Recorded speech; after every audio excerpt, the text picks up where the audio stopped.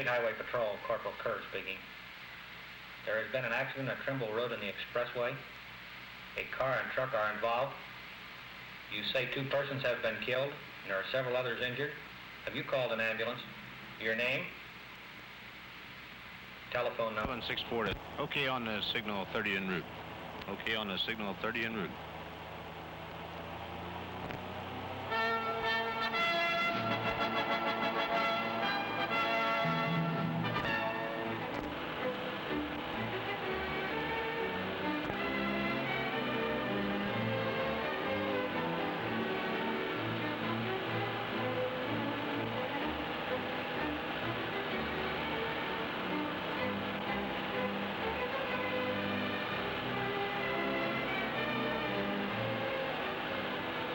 Signal 30, the code that has a morbid meaning to the men of the Ohio State Highway Patrol. Signal 30 is the phrase that means another violent death on the highway, another life snatched by carelessness, another bloody statistic in the mounting toll of traffic's cost. Put yourself and your family in these untouched, unstaged scenes. You or a loved one of yours can easily be a Signal 30. We are at the scene of a double Signal 30. 2 lives have been lost, wasted because of the senseless violation of a simple, easy-to-obey traffic regulation. A truck loaded with cattle is moving along an expressway. From a feeder road, a passenger car containing 7 people, 5 of them children, ignores a stop sign, moves onto the expressway into the path of the truck. This is the sickening result. The truck literally ran over the passenger car. 2 people are dead, the driver of the truck and a child in the car. 2 others are critically injured.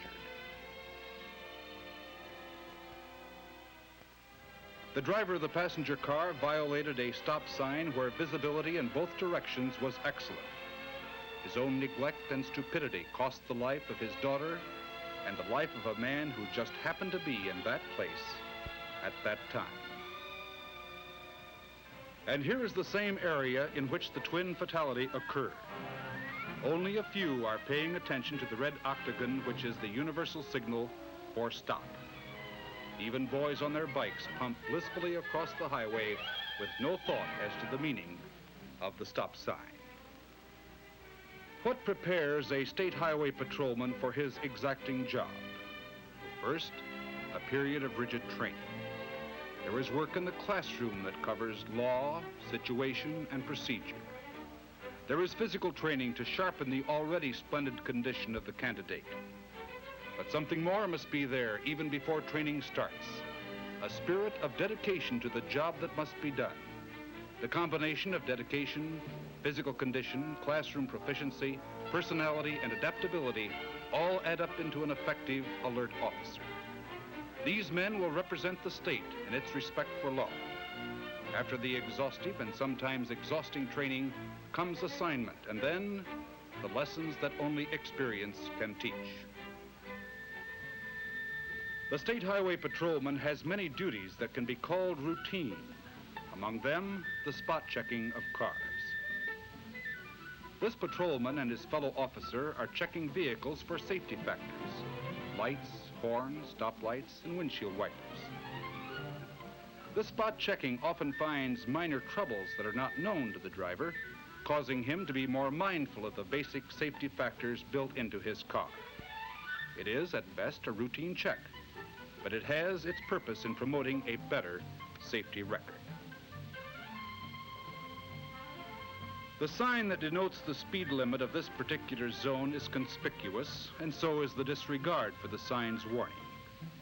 The truck is ignoring it, and the result of such futile carelessness teaches a grim and grisly lesson. 2 trucks are approaching each other. One is laboring up a hill. The other is moving at least 20 miles per hour faster than the legal posted limit. A minor fender bender has occurred at the bottom of the hill. When the truck driver sees the minor crash, he hits his brakes. The fully loaded semi-trailer jackknifes into the path of the slow-moving truck. This is the raging, furious result. 2 men are dead because one of them was too smart, to obey a speed limit warning. While one of the drivers burned to death in his cab, the other was blown through the floor of the cab of his truck by the force of the explosion that followed the initial impact. His body could not be removed until the fires had been extinguished and the wrecked trucks separated. You've seen the blackened body of a dead man in a horrible death, far from family and friends and even farther beyond help. And you see the beginning of a final ride as one of the drivers is carried away, a mass of charred flesh. Had the speeding truck driver observed the 45-mile-per-hour speed limit, there would have been a plus safety factor. There would have been no death. How many ifs dominate your driving habits?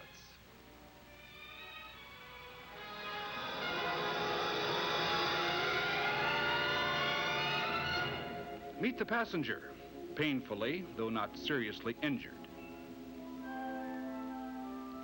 Now, meet the driver, bumped about considerably, but surprisingly healthy. The driver of the car lost control of the vehicle.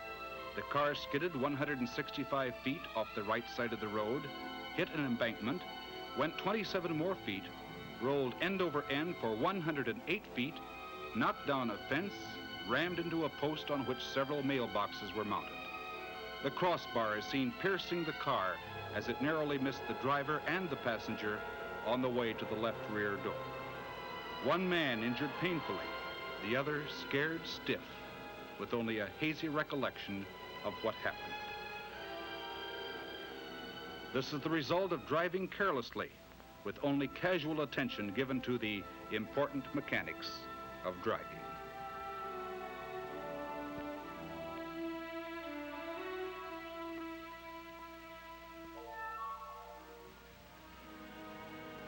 A railroad crossing and a pickup truck are the basic ingredients here. When the freight train hit the panel truck, the gasoline in the truck exploded and turned it into a funeral pyre for an aging, hard-of-hearing farmer. In spite of warnings and education, the toll taken at rail crossings remains foolishly high. Probably the most needless among many unnecessary ways in which to meet death. It was a country road, and although no flasher system was in operation, visibility was good in both directions. The engineer of the train saw the truck approaching and sounded his whistle some 500 yards from the crossing. The elderly farmer who moved carelessly onto the tracks probably never saw, much less heard, impending death. Rail crossings, wherever they are, carry a responsibility to the driver of a car, the responsibility of extreme caution. So the sickening, stiffened, charred mass that once was a man is removed. Every accident has at its base a violation of a traffic rule. Reckless operation of an automobile opens up a multitude of driving sins. Here on a state route, whether by speed or other causes, the driver loses control of his car. The vehicle rolls over, throwing the driver out and pinning him under the wreckage. Death most certainly has resulted from all appearances.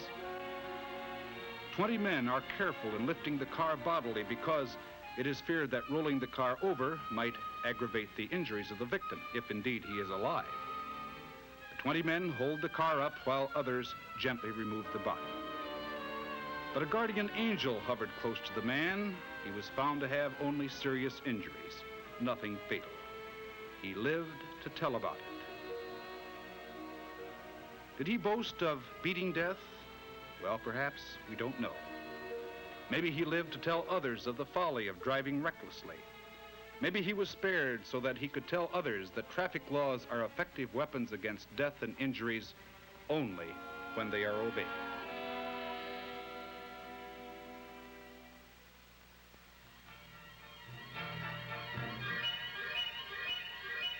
There's trouble ahead, trouble that may or may not be a signal 30.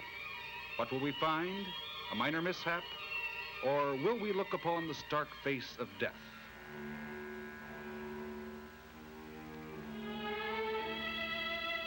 A 17-year-old boy driving a red convertible comes over a hill crest and rams into a red hardtop that came out of a side road. Here is the young man, critically injured, and this is his car.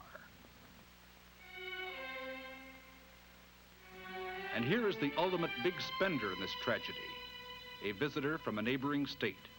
He has only a few hours to live as he sustains multiple injuries, any one of which would have been fatal.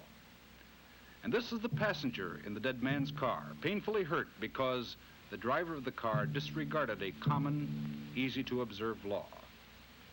He had moved from a side road onto a main highway with no regard for oncoming traffic.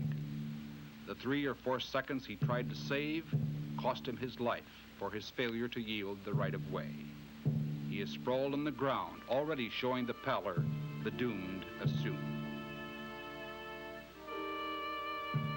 Notice the care with which these torn victims are handled by the ambulance men and patrolmen. These men are using far more care in their work than the drivers of many cars show in their own driving habits.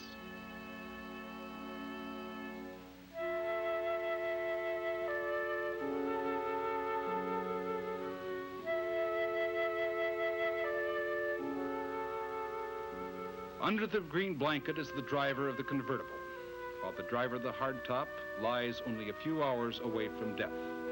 Another victim of the careless disregard of laws that were made not to restrict drivers, but to protect them.